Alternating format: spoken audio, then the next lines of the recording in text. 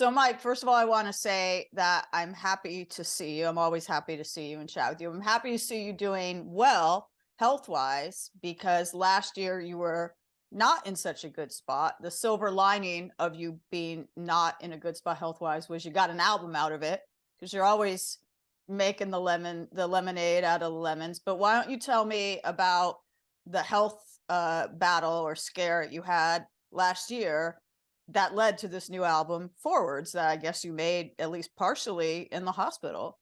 Yeah, that's right. Yeah, it was. Was in a difficult position. I had pneumonia. I developed like a chronic lung disease, and my leukemia went out of control. And it was all probably a result of the pandemic, really, because I wasn't allowed to see my doctors. It was all telephone consultations and going off the stats of blood counts, and so the big picture was being overlooked. Not by anybody's fault, just that's how it was for a lot of people in lockdown. And when I finally got to go into hospital, it became apparent that there was a lot of things out of control and that needed to be arrested. And Well, I'm sorry to interrupt you, but I want to know, were you having some thoughts during the pandemic of like, oh, something doesn't feel quite right? Or like, did you kind of know in the back of your mind that this, yeah, because I you've thought been so. battling cancer for I don't even know how many years now. Yeah, You know you're like what 2 decades or something. You know your body pretty well at this point. that's right. Yeah, I think the giveaway was I started with a cough that never stopped, and it drove the family mad. I was like all the time, and even when we did our tour with the Alarm in February, the 40th anniversary tour, I was coughing all through the day, but not on stage. It was weird. As soon as I walked on stage and was distracted, it stopped. But I was very tired on the tour, and I was sleeping a lot during the day, and we were playing pretty intense shows, and then there was a lot of time at night. I woke up in the morning with severe night sweats, which is always a big giveaway that something terrible's happening. And of course it was. And then so when I came off the tour, I had pneumonia. And again, that when that was diagnosed, there was a lot of pandemic protocols in place. And I I got there late in the day. I went to see the doctor about the cough and some symptoms, and he realized that there was something not right and sent me to an emergency daycare unit in the hospital. And I got there probably at 4:30 in the afternoon. So they said, we're going to try and get you a CT scan and an X-ray. And they said, we can't get you the CT scan till tomorrow morning, but we have got you an X-ray. And the X-ray revealed that I had huge, very aggressive pneumonia. It was quite far advanced. It was in both my lungs, and it was not good. But I think at that point they thought, aha, that's why he's got the cough. And I think if I'd had the CT scan, which I never had, because they thought, oh, we've got the problem here, it's pneumonia, that would have revealed all the underlying causes that were going on as well. And so Mm. when I got through to the end of the first pneumonia cycle, I thought, it's not getting better. The cough isn't going. And I kept phoning the doctors, and they'd say, oh, give it time. You need to rest more. We know you'll be working when you should Yeah. be resting. Or climbing Mount Everest or Yeah, something. that's it. So I was hung by my own petard at that point, as they say. And then it was it got out of hand, and I realized I couldn't even walk out the door. Jules took me for a walk one day, and I got 100 yards, and I had to turn back, and I couldn't even cross a sports field to see my son play. And so Jules got me in the hospital the next day, and then they did the CT scans and the full range of testing, and the pandemic protocols have been lifted for the most part, and it became clear that I was in a desperate situation. And what looked like at first it was another case of pneumonia, it was actually blood that was filling my lungs this time. It was much more severe than a case of pneumonia. So I was in a bad place, and luckily they were able to get me straight onto the wards.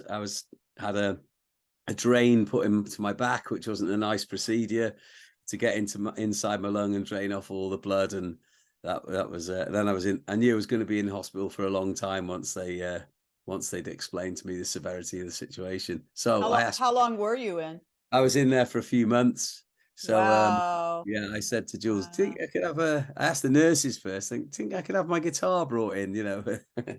So And they before said, we get into that though, I mean, I hate to ask such a dark question so early in the interview, but we've known each other for a bit and we've talked a lot about the first time I "Mm, interviewed you, we went really into detail about yeah, your cancer battle, which started in the 90s, right? Like yeah, 95 or something. that's So right, yeah, you've beat the odds many times. Back then, you'd pretty much been handed a death sentence practically, and you proved all your doctors wrong and have gone on to tour and, you know, have a family and climb Mount Everest and do all these things you do.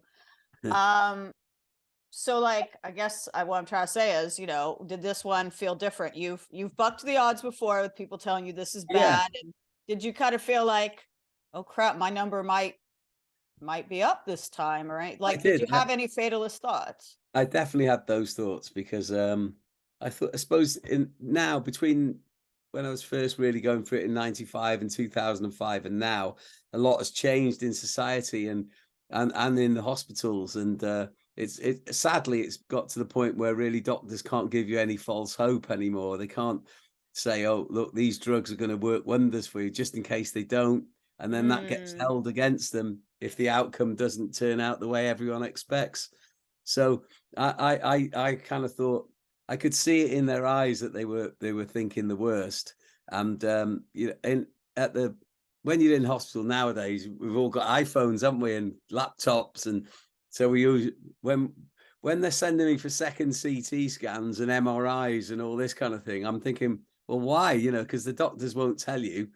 They just say we've booked you in for this. You're going tomorrow, and then you're left to go down to Doctor Google himself and go, "What's going on?" And then all these different scenarios play out. But for me, it looked like that, and I knew the doctors were really thinking my disease was mutating into something far more aggressive, another form of leukemia called Richter's syndrome, and that's what they were thinking that was maybe happening because I was in such a bad place, and you know, I was dependent on drugs that were killing me really. The drugs that had kept me alive started to kill me, and my glands were out here, and I looked like the Elephant Man, and that's where I was, you know, swollen glands and leukemia that started leading me towards Richter's syndrome, and I thought, this is it. If I've got that, I'm probably not coming back, and I'm probably not getting out of here. And I know my doctor told me that after we got through the worst of it, and we'd got onto the new way out, and that he did think that's what was happening at one time. But luckily for me, it wasn't the drugs. The new drugs I'm on took, and I wasn't going down that path. But you know, it was scary as I thought that was what was happening, and I lost my voice. I thought I wasn't going to get my voice back. Uh, mm. it was there was all sort, you know, everything was conspiring against me staying alive, to be honest. So I was very lucky that the new drugs that I was eventually moved towards, a drug called venetoclax, and again that was difficult to get onto because you can't just start taking it at the dose that keeps you alive. You have to start with a dose that your body, it slips by your body's mechanisms of defense. So you have to fool your body that and allow this drug in by taking it in small increments, in small doses at first, and then you gradually increase the dose as your body starts to realize that this isn't something that I should be fighting with and defending my body against. I should be accepting it. So it was a long road to recovery, but I made it, and very glad to be alive. I'm very glad as well, as I'm sure Jules and your sons and all your fans are. So yeah, let's get into the positive. As you mentioned, your doctors say you're always working. Some people, if they were in the situation you were, would just lie there watching TV or consulting Dr. Google and going down a spiral of despair. And you asked for a guitar I did, yeah. and pretty much wrote, and my understanding is almost an entire album during Yeah, this time. most of it, yeah, was written in the hospital. It started accidentally, really. Yeah, I'd asked my guitar to be brought in just purely to keep my fingers active and keep moving them. And and something to keep myself amused with, because I was on a ward where there was other members of the human race on the ward, and but because of the pandemic we were split quite wide apart, so I thought I could just strum quietly and it's not going to disturb their recoveries. And Mm. then one day there was a gentleman on the ward hovering near my bed, and he was sort of in my eye vision, and I looked up, and I was lying on my side at the time with a big drain out of my back, and he said, "It's Mike Peters, isn't it?" And I went, "Yeah, yeah, it is." And he goes, I've flown in from America to visit my dad, who's further down the ward in a bed." And I was on the alarm forums last night because I'm a massive fan. I said, "Hey, Aw. just got here, and Mike's in the couple of beds down from my dad," and all this sort of thing. And I was thinking, "Oh no, it's out there, it's in Mm. the world." And I thought, so I knew then I had to go online and write a letter to the fans just to reassure them. Right. That's how I And found out about it. And to be right, honest, I was, to yeah, sort she'd of, be but shocked. Yeah, well, I was concerned because as I yeah, just asked you now, it seemed maybe more dire. You've always been so positive yeah, and always, and obviously that's helped you survive, but like yeah. the tone of the post seemed a little more dire than I was used to. Yeah, And it was. I was trying to be positive, but I'm also not ducking out what was really going on, because I wasn't right. sure. But I knew I had to say to people, "Look, this is what's going on. I'm confident I'll get out of this, but who knows?" And then and I signed off with the word forwards, and I'd never signed off a letter with that word before. And when I did, I thought, "There's an album title. That I'm here for. There's a reason why I'm here." In a strange sort of way. And then the songs appeared in my mind. That trying to find the way forwards is, there's another, looking for another way. There's always another way, because I was looking at alternative therapies to keep me alive, and ways Mhm. out the hospital that I hadn't been able to discover before. And so it became real. But I was glad I had the guitar there, because it was quite therapeutic to have it in there, because I was there, as I say, I was there for a long time. And again, I was only allowed one visitor a day, and that was Jules, and it was for 1 hour a day. That was it. Oh So it wow. was a lot of time on your own, and the beds were far apart, so you weren't really having conversations with the other patients. And so you had to really dig deep to survive. And so playing a bit of music, like I was creating my own soundtrack of hope to keep me going. There was one instance where I was, I had a phone, I had access to the internet, and I was listening to music and think, but I wanted to listen to some music. I was doing some Spotify radio just to have some music that wasn't, played by, podcast stuff, but stuff that wasn't played by me, that I didn't choose. So I could be surprised. And one day I just picked up the headphones by the bed to the old school hospital radio, and the DJ was playing the John Lennon song, "Whatever Gets You Through the Night." And I was Mm. thinking, never mind whatever gets you through the night. What about the rest of the life? How am I going to get through that? And that started a song. And so they were coming from all sorts of angles. And the nice thing was, the nursing staff and the other patients were shouting out to me, "You can play a bit louder. Don't turn it down because of us. We're enjoying hearing the guitar." And and then all the noises of the hospital, the heart rate monitor, beep, beep, and the alarms that go off when the drugs are up, do, do, do, do, do, do. All that becomes like your little rhythm track, and you're playing along. And so I felt like I had a little hospital band behind me as well. So it was a good place to escape from the reality of the situation. And but it was also, feeding off the good news that I was receiving when I started to turn the corners. Did any of those bleeps and bloops end up on the record or mimicked? Did you recreate Uh, them for the record? No, I didn't actually, but there's a video for the song "Another Way" that's just surfacing, that has got the sound of the bleeps on it. And Jules, unbeknownst to me, when I was in hospital, Jules, when she was coming visiting, she was filming quite a lot of stuff of me, having treatments or what she was allowed to see. And she did some chat to me, and I didn't realize quite what was going on, but Jules was kind of documenting it for her own Mm. sanity, really. So we've made a short film about what happened, and we showed that to the fans at the gathering, and we're going to show that to the fans at the New York gathering on the June the 23rd and 24th. Oh, And cool. so it's quite an emotional roller coaster, because you do see the extent of how far I'd fallen before I recovered myself. Is So, but that there's gonna is that some gonna great get it? moments.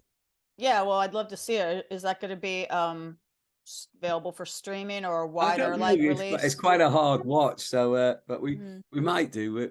We've actually got the BBC are making a half-hour film about the alarm, like a historic run through, which is quite an honour, because it's just devoted to our band. Not many people get that sort of thing. Yeah. And so we might have a screening or a streaming night where we can show the BBC show, if they give us permission to show it further afield, or we'll stream the film leading up to the BBC presentation. We'll figure it out somehow. But yeah, I think it helps to give a sense of where the album's come from. I didn't want the album to be about where I'd been. I wanted it to be about where I was going. But I think when you hear it and see the film, you'll maybe get a bit more of an inside look into the music, really, and where the lyrics came from. Well, I mean, obviously that's the forward thinkingness is a theme, not just in obviously the title of the album, but like the single is called Next. One of the singles is called Next, and Yeah, the first line is, "Are you ready? What's next?" And I definitely, since we're talking about like hospital visuals and viewing, I want to ask about that video. Was it shot? It was shot in a hospital, obviously. Was it shot in the hospital, like the hospital you in spent the months in? hospital. Yeah, it was in the Wow. hospital. I think what I knew at the time, when I was in hospital, whenever I had a break from the IV in the evenings, or I was allowed to stand up uh, um, out of the bed, I'd always ask if I could go for a walk myself, and I was determined to come out as in the best shape possible, because because there was no visiting, that my children never came to see me or anything like that. So I didn't want to Oh, go home in with assistance, with a walking stick or a wheelchair. I wanted to walk home in the best way possible, like they'd seen me before I'd gone into hospital, and so that was important to me. So at night I walked the corridors, and because there was no visiting, it was a really empty place. And so when I was eventually released and I had the song Next, I did a demo of it. I said to Andy, the tour manager, said, "Come on, let's go back and sneak in." And we did, literally. We didn't really literally? ask. Yeah, well, I had, nowadays you've got the technology of the little earbuds that go in you, and no one can see them behind your hair. And then Andy's filming me on the camera, and we walked through the corridors. We went to one end of the hospital and back, and that was it.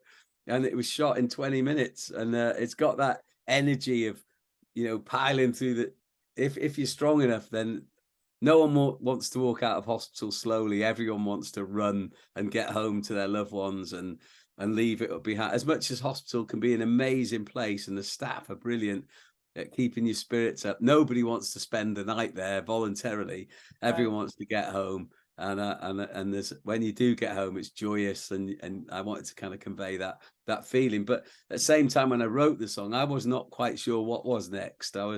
Is this it? Is this going to be it, or am I preparing myself for the next world, or for the next chapter of my life story? So it was on a tight wire, Yeah. which way it was going to fall, and luckily for me, it fell to the right way, and I was able to carry on living. Did you have any of those kind of like what's next conversations again to get a little dark Yeah, or me and whatever with Jules. Jules? Yeah, because she's Yeah, a survivor as well. yeah. To be honest, it's one of the things that happened, in that she filmed me talking, and she actually said to me, "Have you?" I think she felt she could ask me the things with it was the camera asking the Huh. question. Sometimes when you're that close to each other, you don't really want to ask that question of each other. Yeah. But the camera was asking the question in a way. I think it allowed Jules to sort of say some things she might not want to say when it was personally just the two of us. But with the camera, it felt like there was another person there, and it felt like it was some sort of a situation where we could say what we wanted. So she did. Is this? is this the, I think even the next video starts with Jules saying to me, is this is this the end of the road? And I say, no, it's the beginning of a new road. And that's how, and that's really from the same conversation. I think it's a little bit more edited to be a little bit more less, a bit more, it focuses on the upbeat side rather than the Right. down side, as when it was first asked, it was me, is this really the end of the road? Yeah. And it could have been, we couldn't pretend otherwise, that I had to face up to the fact that it was very real. So And do you literally have in this documentary or whatever that Jules shot that you showed at the gathering or whatever, like on video conversations of like discussing wills or funeral plans or things, not like not not how serious did not it get that into far. okay, good. No, Good. I did let it get that far, but Well, I I know think it yeah, the go on to Jules is opening up the conversation to that by saying, "Look, do you think this is it? You're going to be able to get back to music, to your life, and I stopped her there because I said, no, it's not the end. This is just the beginning of a new road. But it could have been the new road of getting used to life without me being around. But I didn't want it to get that far. But we those conversations might have, if the doctors had come in and said, right, Mike, you've got Richter syndrome, yeah. we're going to have to change the way we look at this, then we would have had to have those conversations for sure. Well, do you actually think you've always, as I mentioned, been so positive and you've, for lack of a better way, put it, cheated death or at least confounded Yeah, the odds multiple times in the past 25 plus yeah. years. Do you think the fact that you don't allow your mind to go that far, helps you not Oh, go that far, yeah, no, I agree. I think it does. I always say to people, I think I probably talked about when I've been with you, talking about it in the early days of what happened to me with cancer. I think I always say to people when they hear it for the first time, and they walk into the cancer diagnosis and immediately they hear the word cancer associated with them, it sends them 200 floors down, and they're starting their recovery from there. But as I say, just look, when you walked into the cancer center or went to see the doctor and you didn't know the word cancer, you were probably gone out the night before. You might have gone to see a movie or a band or gone running or gone for a walk with your wife and your family. And now you've heard the word cancer, you think, I've got to stay in bed and give up. And you don't. You carry on walking with the family, you carry on going to see the movie, you do the running, the training, the gigs. You do all that and you take on cancer. You don't let cancer strip all that away from you. And I think that's why our charity is called Love, Hope, Strength, because they're really valuable commodities to have.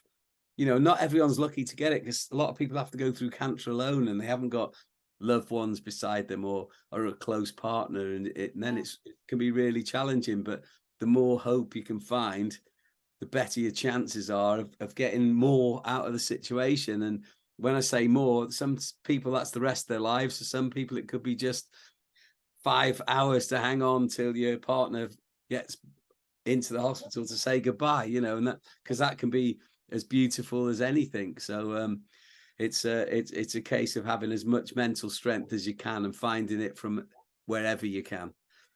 Have you always been this positive, or did actually maybe what you've been through create Yeah, this positivity, or both? I've always been a bit of a glasses half full guy. There's definitely that. When we started the band, if people were going to give up, I'd always say, give the rallying cry. Say, come on, we've come this far, we got to keep going. There's always another way.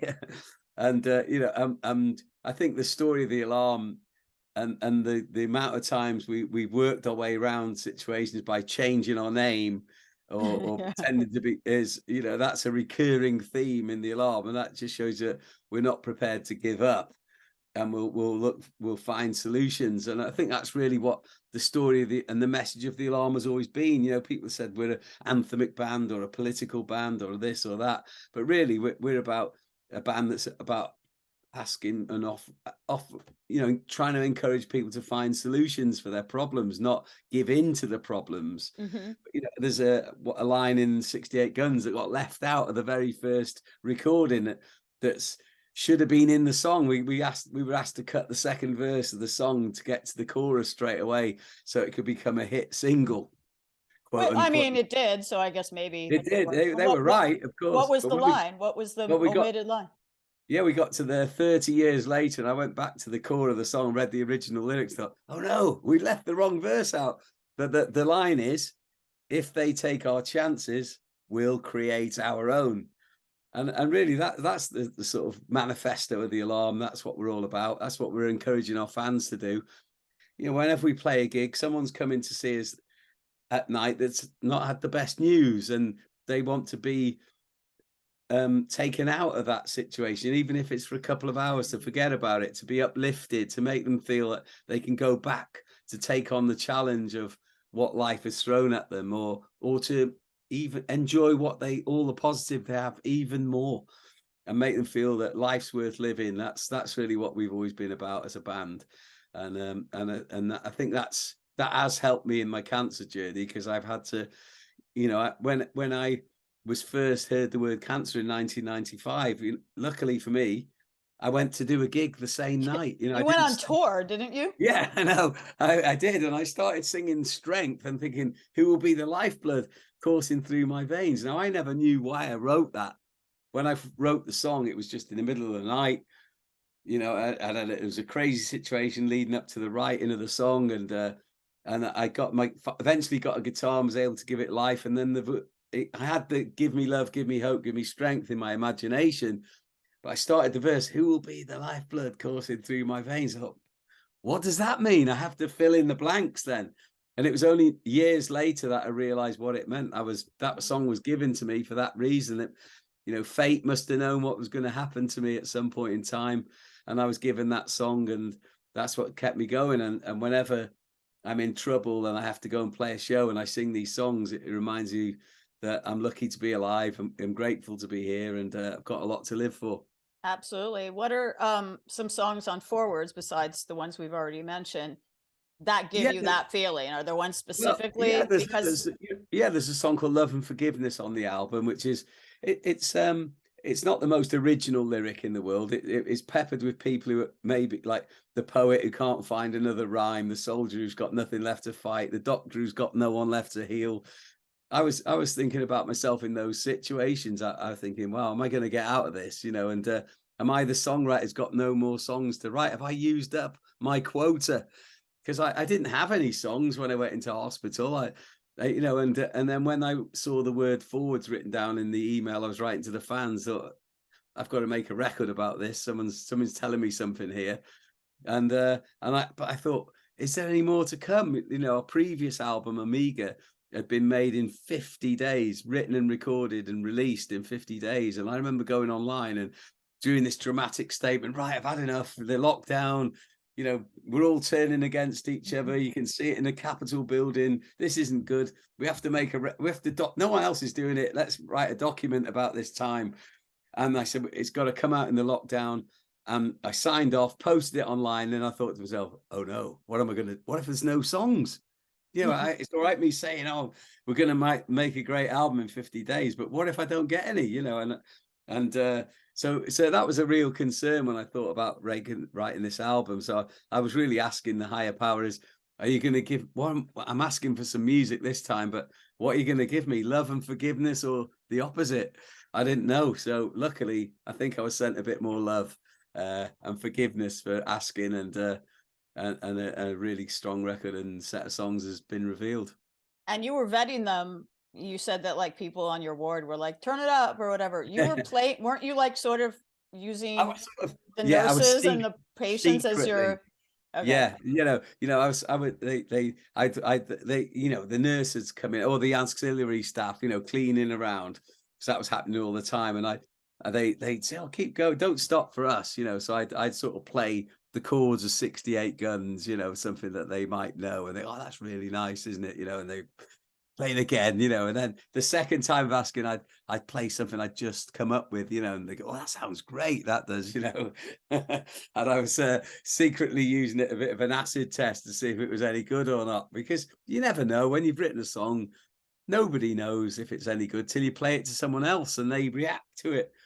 because you know, you could, you know, I think I must write probably 30 songs for every 10 Oh, that get wow. through the filter, if you like. And there's lots of ideas that sometimes you know, some of our best songs I almost discarded myself, you know, until there was one song, 45 RPM, that changed the life of the Alarm in 2004.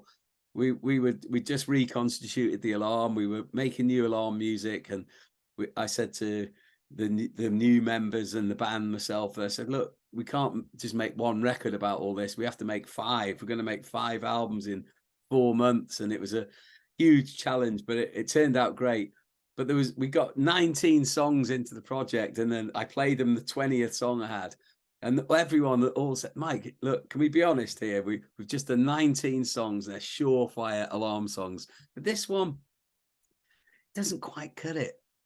Got to be honest. Have you got anything else? I went, well, I've got this one, but I thought, oh, sounds like something I wrote when I was 16. You know, you wouldn't want to hear this. You go, try us. I went down, down, down, down, down, down, played them the riff to 45 RPM, 45 RPM. They went, that's amazing. Let's do that. And within an hour, we'd recorded it, and we were all sat down, and we said, if that was by a young band, you know, it'd be a big hit. And guess what? It was. This was the Poppies Yeah, song, the right? Poppy Field song. Yeah, and Poppy Field, sorry.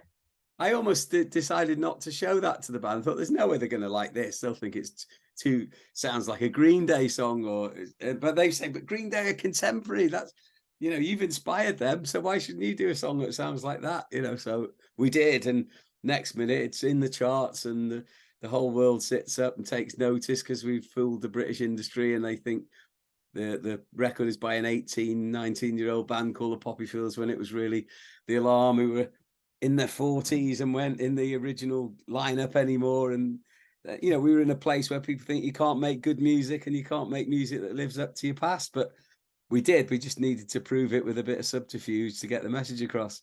Remind me of when it was revealed that this hot new band on the scene, the Poppy Fields, was actually the Alarm. And was there any backlash to that? Because I've heard stories about people like Donny Osmond or whatever, who will like send a white label to a radio station because they know they won't play it otherwise, and everyone likes it, and then they find out it's this person who is an older artist, and they yank it from rotation or whatever. Like, what was the reaction when it was revealed that the Poppy Fields were the Alarm?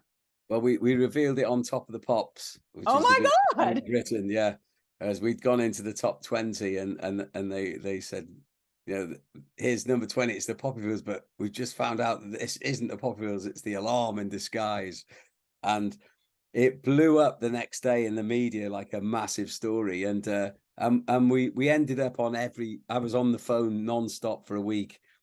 Even Dan Rather from CBS News sent a film crew to film us live and did a big piece, you know, like the war in Iraq, but this band in Britain, the British, you know, it was like massive global news. And Wow. I think the BBC felt like they had their trousers pulled down, shall we say, and it became a source of embarrassment for them, because everyone was having a go at them. Sky News, you know, all across Europe, America, Australia. Hey, almost the BBC became a bit of a laughing stock for a while, and that didn't bode well for us in the future. And I think, to be honest, I've got a feeling that when we first started the ruse, it was really to be exactly what you just described. We'll play it to them as a white label. When they say, "Oh, it's really good, isn't it?" we say, "Well, it's not what you think it is. It's the Alarm." And when our radio plugger at the time, who did Oasis and Primal Scream and all those Britpop bands, when I first said to him, he said, I played it to some DJs and think it's amazing. I said, what did you think when they told me it was the Alarm? And he said, well, they went so crazy for the record and they want to put it on the playlist. I didn't have the guts to tell them it was the Alarm. So we've got to run with it. And that's when we decided to we put the record back a week, changed the artwork, repressed it with the artwork, and put it out as the Poppy Fields, but it wasn't intended to be that way.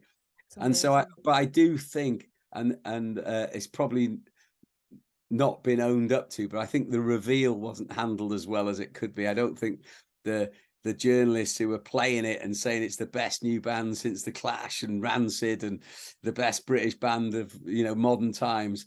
I don't think they were told in advance. I think they just found out on Top of the Pops, and when they opened their newspapers the next day, they thought, that's me. They're all laughing at, you know. So they just wiped it from their memory bank, and they, as if they'd Aw. never played it. They just pulled it, which said a lot more than really we were intending to say. But I think everyone thought, well, yeah, of course they're not going to play it, because it, you know, there was a phrase that used to annoy me about radio, BBC radio in Britain. It was that the phrase was, in new music we trust. And it wasn't, shouldn't it be in good music we trust? I Because mean, I guess it was called the New Musical Express, so. yeah, and any But new new music. music can be made by a band that's been around for a while. Exactly, and that's what we were really trying to say, you know. And even older bands than us, like Status Quo, who are a big British institution of a band like ZZ Top for the UK, they tried to take Radio 1 to court to say, hey, you know, our record is in the top 10 in Britain. You won't play it because you think we're too old, but it's still a brand new song that we've written, and it, you know, it's in your chart, but you won't play it. It's, you know, and so that was a story prior to ours. And I know Madonna did the white label thing with a record before we came along, and I think she might have been intending to even release it. I did, until she found out we'd done it first, and she Oh, pulled back. really? I believe What's so. Yeah, I gotta look into that. I'm a big Madonna fan. 2004. Yeah, what was Okay. coming around Madonna Well, time that time? we're Yeah, that's what we're I believe. Anyway. we're coming up on the 20th anniversary of the Poppy Fields. You guys should reunite. Yeah, yeah, we will. Yeah, Well, it's interesting in general, you know, that's something that any artist of any genre, whether it's Madonna or Status Quo or ZZ Top, like deals with this ageism. And on top of that, you have something that I guess maybe draws attention to the fact that you're older, is the fact that, you yeah, know, you've been very transparent and open about the cancer battle and that you fought for the last 20 something years. So like, doesn't, obviously we've talked about how positive you are, but isn't it kind of discouraging that, you know, the fact that you have to go up against all this while you're putting music that's so personal to you yeah, out into the world? yeah. We're always, a band like the Alarm. We're always up against it in some way, shape, or form. You know, we've never been accepted, as you know, in a lot of circles, in the critical circles, if you like. You know, but we Mm. keep going. You know, we keep making music. We keep defying the odds. You know, there's a lot of bands out that've got more credibility than the Alarm, but they haven't made an album for 15 years or whatever it is, you know, and people still want to talk and write about them. But we're just grateful for what we do. You know, we've got lots of fans and friends out there. I sometimes think big success for bands can be a curse as much as a blessing.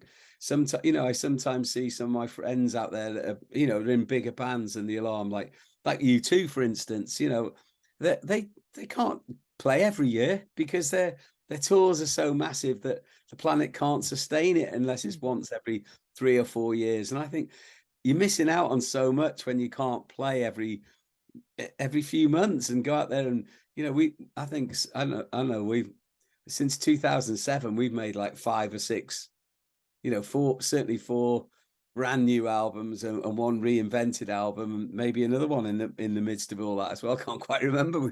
We seem to, we've been making albums all the time, but some bands just got one record in all that time, you know. And it's I think we're lucky that we can be in the studio, get out on the road, have an audience that are prepared to listen as well and Yeah. accept us as being a band that makes new music. And sometimes the fact that we make so much music, it's maybe too much, you know. Maybe it gets lost sometimes out there, you know, that people that aren't ready for another interview about another album just yet. But thankfully you are.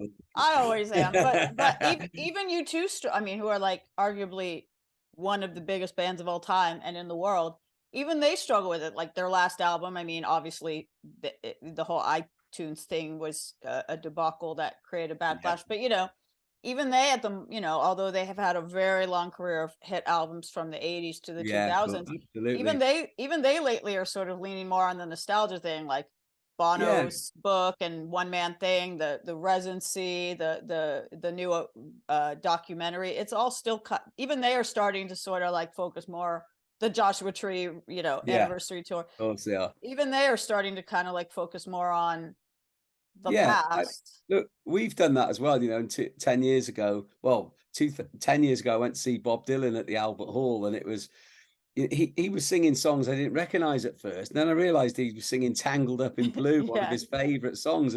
And he just changed all the lyrics, and he was still, in one interview I read about him, he said, well, I still think I could make that song better. So I decided to do it. And I was thinking, wow, how can he make that better? But he has.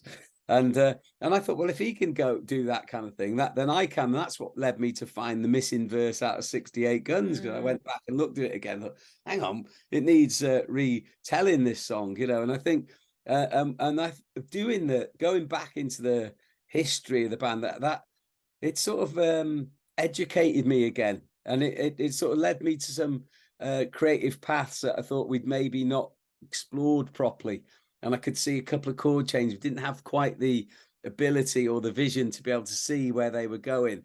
So we focused on other songs on the album. But by going back to them and bringing them forward again, you think, oh, I can see where we're trying to get to. And that song needs rewriting. There's another song in that. And so that I think that your history, if you can dive into it at times, it can really reinvigorate the future and make you realize why you got in the band in the first place and what made your band exciting. And I think U2 are at the point now where They did back. that with the acoustic record. Yeah, they're looking back. They've got a new drummer for because Larry's not well enough to do the tour, and I think they'll enjoy that. I think it'll be different, but I think it'll make them appreciate each other even more. I think, and even when I saw the last interview with Bono, he said, "Look, we've made an album, but it's not the right time for that. So we're going to make a big F off rock and roll album." I'm thinking, great, go for it, Bono, go for it, man. And hopefully they'll come back fighting, because now they have got something to fight against for a long time.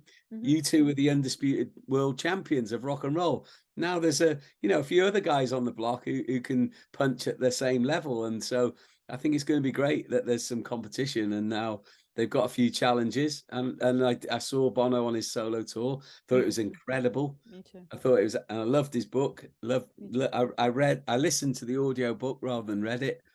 Thought it was amazing, and so yeah, I can still see there's a fire in that gentleman's soul, right, and it's burning white hot, and I can't wait to see what comes out of it. Well, obviously there's a fire in you as well. And to bring it back to you, you do go forwards, like the album title says. So I guess I'll wrap it up by, we've talked a little bit about how, obviously your health journey coincides with your creative journey, particularly with this record. And like you've beat the odds, defied the odds so many times, including with this record that you were making in the hospital. Like, how many times had medical experts told you you were just nuts? You were just daft, like you're crazy. I've, They probably were thinking that when you're like in the I've lost hospital. count. I'm meeting one tomorrow, and he's going to tell me exactly the same thing when I say, "Oh, by the way, I'm playing in New York next week." He goes, "You are crazy, Mr. Pete." He said, "You should be at home. The drugs you're on now that are keeping you alive, you shouldn't be running around like you're doing." But he said, "No one's going to stop you doing that." And I'm maintaining my blood count. It's the best it's ever been for probably 35 years. So Oh something's going wow. right. The new drugs are, my body's very accepting of them. And I don't have any side effects or issues with them. So I feel really great. So I want to make the most of everything. I'm Because like so you say, yeah. you get run over by a bus tomorrow, couldn't I? Never mind cancer, so I might as well get out there and do what I got to do. Well, I hope that doesn't happen, but I am very happy to see, you in such good health these days, especially after all Oh. you've been through. Before I wrap up, obviously no signs of you slowing down. What's next for you in the alarm? Well, we come to New York, and we're playing with the Cult on July the Nice. 4th, which is great. I was hanging out with Billy Duffy the other week, and we were talking about some color sound ideas that we've got. So we might get into that at some point soon when the diaries allow and the tour dates. But I'm just looking at adding some dates for the end of the year, and I'm playing next year.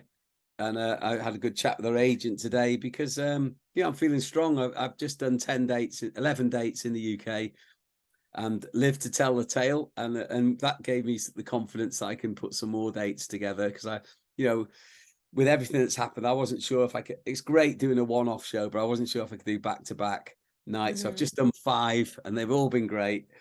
and I was singing my head off and singing from the heart, and it's all great. So I'm ready to rock. And I'm ready for that Poppy Fields reunion, speaking of next year, and looking forward. We'll make Love that it. happen. We'll make Love that it. happen and make all of those BBC journalists, Yeah. embarrassed Oh, all over again. Realize I'm they were sure. right the first time. Yeah, I'm sure someone's planning that ruse right now. All right. Well, if there's anyone that could plant juice, because nothing stops you from doing anything you set your mind to. So I am once again going to say I'm very happy to see you in such good spirits and good Oh, health. thanks, And Lyndsey. I All wish looking you good. and Jules, oh, thank you. And I wish you You and look great. Jules continued great health. And thank you for your kind words. That's very nice of you. You look great. It was great seeing you at Cruel World. You look fantastic, and what a great Thank you. festival it was.